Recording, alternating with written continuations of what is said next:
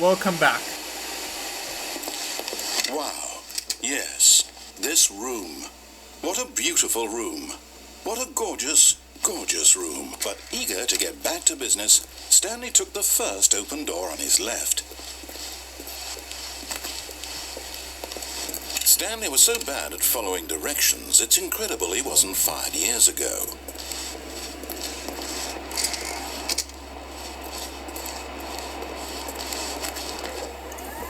Look, Stanley, I think perhaps we've gotten off on the wrong foot here. I'm not your enemy, really, I'm not. I realize that investing your trust in someone else can be difficult, but the fact is that the story has been about nothing but you all this time. There's someone you've been neglecting, Stanley. Someone you've forgotten about. Please, stop trying to make every decision by yourself. Now, I'm not asking for me, I'm asking for her. This is it, Stanley. Your chance to redeem yourself. To put your work aside.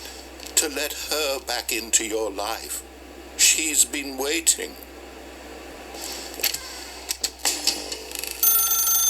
That's her, Stanley.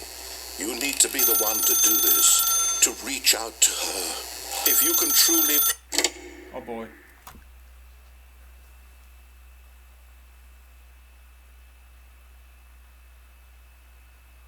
Oh, Stanley, is that you? Hold on, sweetie. Sorry to keep you waiting. I'm just pulling the bread out of the oven. All right. Okay, there we go. All right, now, I want you to come in and tell me all about your downfall. Gotcha. You scared the life out of come me, on. man. Did you actually think you had a loving wife who'd want to commit their life to you? I'm trying to make a point here, Stanley. I'm trying to get you to see something. Come inside. Let me show you what's really going on here. Sorry, but you're in my story now. Hi. This is a very sad story about the death of a man named Stanley. Stanley is quite a boring fellow.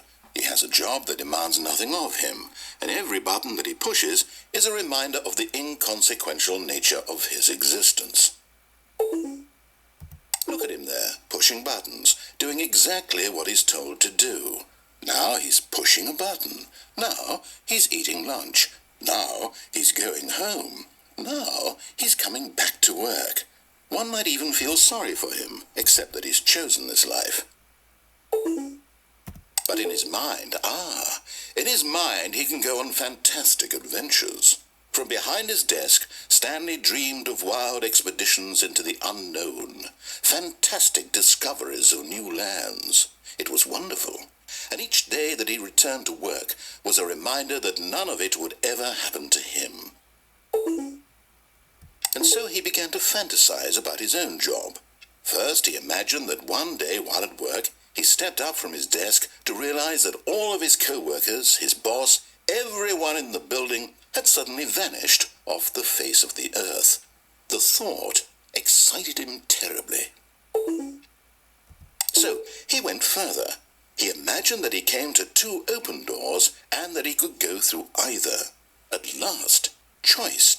It barely even mattered what lay behind each door. The mere thought that his decisions would mean something was almost too wonderful to behold. As he wandered through this fantasy world, he began to fill it with many possible paths and destinations. Down one path lay an enormous round room with monitors and mind controls. And down another was a yellow line that weaved in many directions, and down another was a game with a baby, and he called it the Stanley Parable. It was such a wonderful fantasy, and so in his head he relived it again, and then again, and again, over and over, wishing beyond hope that it would never end, that he might always feel this free. Surely there's an answer down some new path, mustn't there be? Perhaps if he played just one more time. But there is no answer. How could there possibly be? In reality, all he's doing is pushing the same buttons he always has. Nothing has changed. The longer he spends here, the more invested he gets, the more he forgets which life is the real one.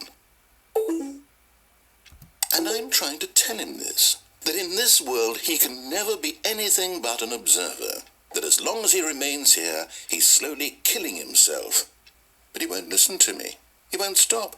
Here, watch this. Stanley, the next time the screen asks you to push a button, do not do it. You see?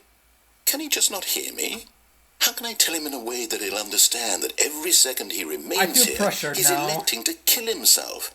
How can I get him to see what I see? How can I make him look at himself? I suppose I can't, not in the way I want him to. But I don't make the rules. I simply play to my intended purpose, the same as Stanley. We're not so different, I suppose. I'll try once more to convey all this to him. I'm compelled to. I must. Perhaps, well, maybe this time he'll see. Maybe this time. And I tried again. And Stanley pushed a button. Die. And I tried again. I'm dead. And Stanley pushed a button. Dead. And I died. Okay.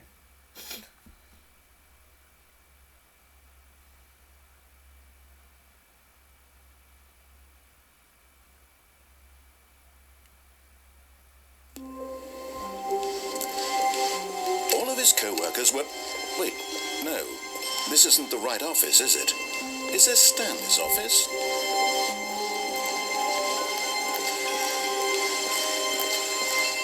When Stanley came to a set of 2 open doors, he entered the door on his left. This was not the correct way to the meeting room, and Stanley knew it perfectly well. Perhaps he wanted to stop by the employee lounge first, just to admire it. The lounge was sublime, a work of art. What was it about this room that called so deeply and so personally to Stanley? Its grace? Its subtle charm? No. Stanley knew it was something deeper, something darker. But eager to get back to business, Stanley took the first open door on his left. Stanley was so bad at following directions, it's incredible he wasn't fired years ago.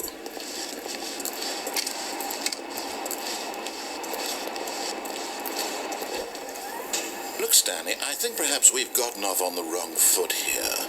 I'm not your enemy, really, I'm not. I realize that investing your trust in someone else can be difficult, but the fact is that the story has been about nothing but... What? Really?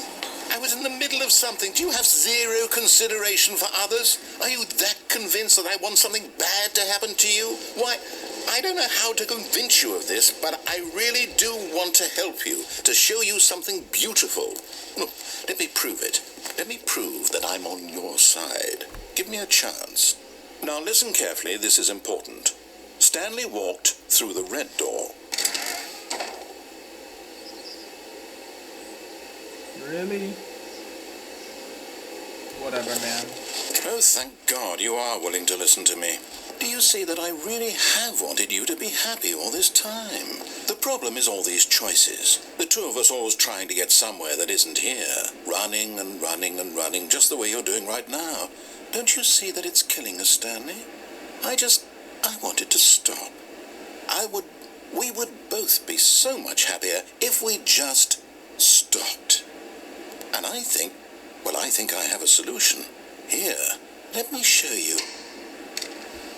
Oh boy, what's the surprise?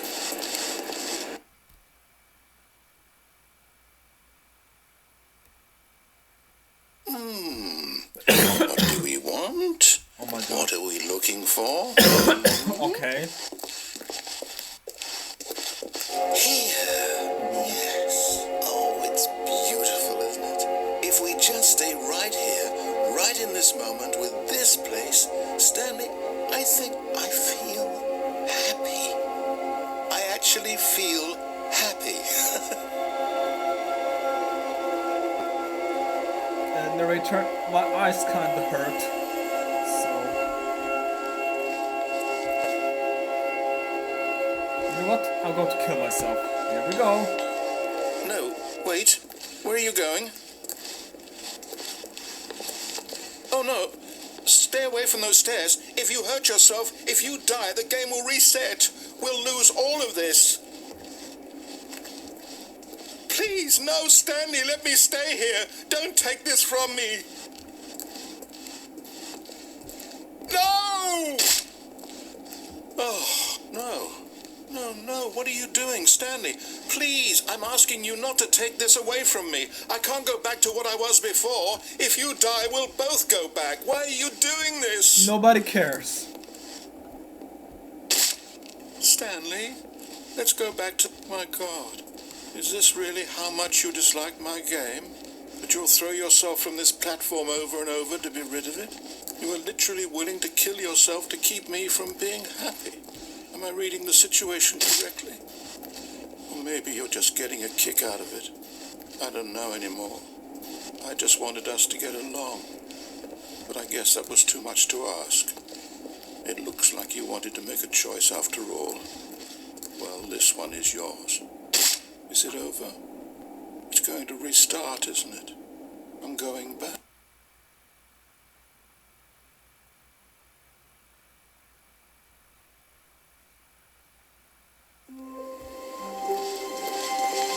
All of his co-workers were gone. What could it mean? Stanley decided to go to the meeting room. Perhaps he had simply missed a memo. Alright guys, I'm gonna end the video right here. If you enjoyed this video, make sure to leave a like and subscribe. Also, I'm gonna see you guys in the next video. Goodbye, everybody. See you guys next time.